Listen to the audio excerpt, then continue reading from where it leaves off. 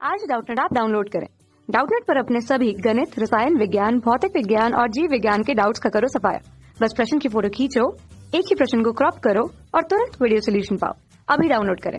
वक्तव्य एक दिया कि यदि इलेक्ट्रॉन को त्वरित करने में प्रयुक्त विभवांतर को दुगुना कर दिया जाए तो इसका वेग जो है 1.4 गुना होता है। वक्तव्य 2 कहा रहा है कि ये उसी वेग से वृत्तीय गति करेगा और हमको यहाँ विकल्प में देखकर बताना है कि वक्तव्य 1 तथा 2 जो है उसमें से कौन सा सत्य है कौन सा असत्य है। वक्तव्य 1 का सही स्पष्टीकरण वक्तव्य 2 से मिलता है अथवा नहीं।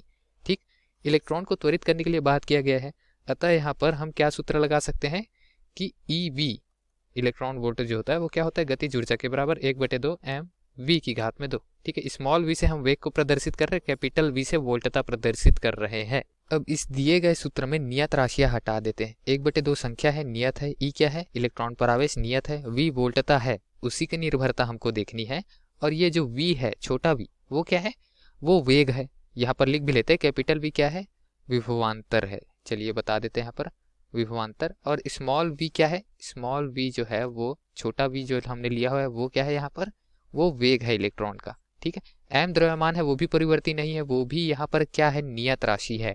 तो इस तरीके से कैपिटल V यानी विभवांतर पर निर्भरता अगर हम देखें ये छोटे v का वेग का, तो वेग जो है वेग की घात 2 जो है अनुक्रमानुपाती हो जाएगा कैपिटल V विभवांतर के। वर्ग का चिन्ह हटा दे तो हम यहाँ पर वर्गमूल ला सकते हैं दूसरे पक्ष में। ठीक, तो जो विभवांतर है उसका वर्गमूल जो है वो अनुक्रमानुपाती हो जाता है किसके, वेग के। ठीक, ये हम बता सकते हैं। अब हम अनुपात ले लेते हैं, हमको क्या करना है, विभवांतर दुगुना करना है, तो वेग जो है 1.4 गुना हो जाएगा, ऐसा कहा गया है। तो दोस्तों इसी समीकरण में अनुपात लेकर चलते हैं।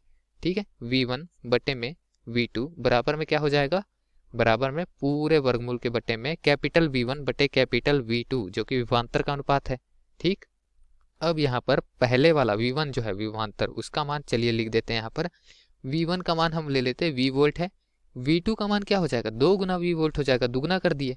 ठीक, तो इस तरीके से V1 बटे V2 का मान 1/2 आ जाएगा हमारे पास में। चलिए लिख देते हैं उसको भी यहाँ पर कि स्मॉल V1 बटे स्मॉल V2 बराबर में क्या हो जाएगा, ये वेग का अनुपात जो है, यहाँ कैपिटल V1 की जगह V लिखेंगे और कैपिटल V2 की जगह 2 गुना V लिखेंगे, तो हमारा मान जो है वर्गमूल के अंदर में 1/2 आ जाएगा, क्योंकि कैपिटल V से कैपिटल V कट जाएगा, एक दूसरे के अनुपात में है। तो ठीक, अब यहाँ से जो स्मॉल V1 है वेग 1 बटे में स्मॉल V2 दूसरा वेग बराबर में क्या हो जाएगा, एक जो है वर्गमूल से बाहर आ जाएगा क्योंकि 1 की घात 2 बराबर 1 होता है, और नीचे बच जाएगा वर्गमूल में 2। ठीक है, V1 का तिर्यक गुना वर्गमूल 2 से हो जाएगा, V2 जो है वो 1 से गुना होकर V2 ही रहेगा। तो V2 बराबर क्या हो गया, वर्गमूल 2 V1। V1 प्रारंभिक वेग था, V2 अंतिम वेग है। वर्गमूल 2 का मान क्या होता है, लगभग 1.4। तो अंतिम वेग जो रहेगा वो प्रारंभिक वेग का 1.4 गुना हो जा रहा है। ठीक, ये हमको वक्तव्य 1 में दिया गया था। तो वक्तव्य 1 जो है वह सही कह रहा था, उसके लिए सत्यापन हमने नीचे किया। जो अंतिम वेग आई स्मॉल V2 वो प्रारंभिक वेग स्मॉल V1 के 1.4 गुना हो चुकी है। ठीक, तो ये वक्तव्य 1 जो है वो तो हमको सत्य दिया गया है। वक्तव्य 2 कहा रहा है कि उसी वेग से वृत्तीय गति करेगा, तो ऐसा तो नहीं है वेग यहाँ पर परिवर्तित हो गया, वर्गमूल 2 गुना हो गया या फिर 1.4 गुना हो गया। तो वक्तव्य 2 जो है वो असत्य दिया गया है। सही विकल्प कौन सा हो जाएगा नीचे दिए विकल्पों में से, कि वक्तव्य 1 सत्य है, वक्तव्य 2 असत्य है, जो कि विकल्प क्रमांक C पे दिया गया है। बाकी विकल्पों पे ऐसा नहीं दिए गए हैं, इसलिए बाकी विकल्प गलत हो जाएंगे, ये विकल्प सत्य हो जाएगा। धन्यवाद। कक्षा 6 से 12वीं से लेकर नीट, IIT, JEE वो एडवांस के लेवल तक 1 करोड़ से ज्यादा छात्रों का भरोसा।